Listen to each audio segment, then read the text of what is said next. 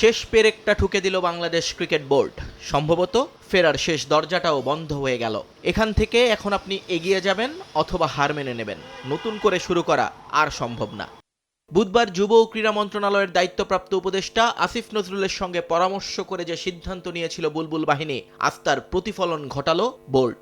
ভারতে ক্রিকেটারদের নিরাপত্তা শঙ্কার কারণ, বর্তমান ভারত বাংলাদেশ রাজনৈতিক পরিস্থিতি সমস্ত কিছু ব্যাখ্যা করে আইসিসি বরাবর পাল্টা চিঠি পাঠালো বিসিবি। এখন সিদ্ধান্ত জানানোর পালা আইসিসির, আর অপেক্ষা বাংলাদেশের। ধারণা করা হচ্ছে 10 জানুয়ারির মধ্যেই চূড়ান্ত সিদ্ধান্ত আসবে আরব আমিরাতের হেডকোয়ার্টার থেকে।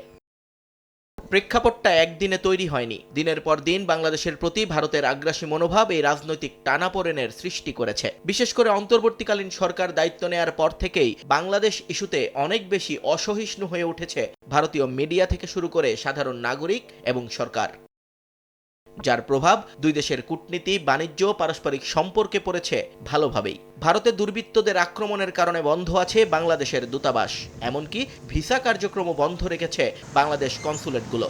এ অবস্থায় মোস্তাফিজ ইস্যুটি আগুনে ঘি ঢালার মতো হয়ে যায়।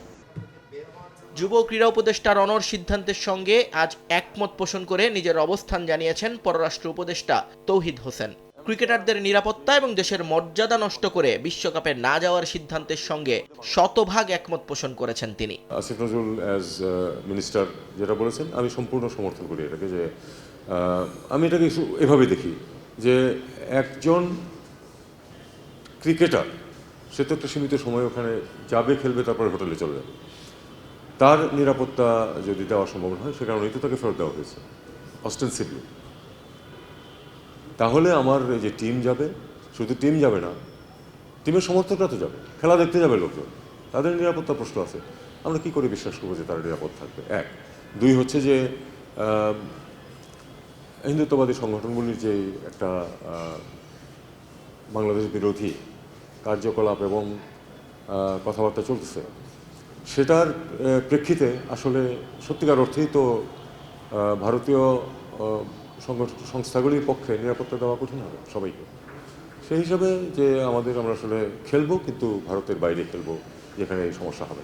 আসিফ নজরুলের মতো তৌহিদ হোসেনেরও আশা, বিসিবির লেখা চিঠি থেকে বাংলাদেশের অবস্থান বুঝতে পারবে আইসিসি এবং দাবি মেনে শ্রীলঙ্কাতেই হবে বাংলাদেশের বিশ্বকাপের ম্যাচ।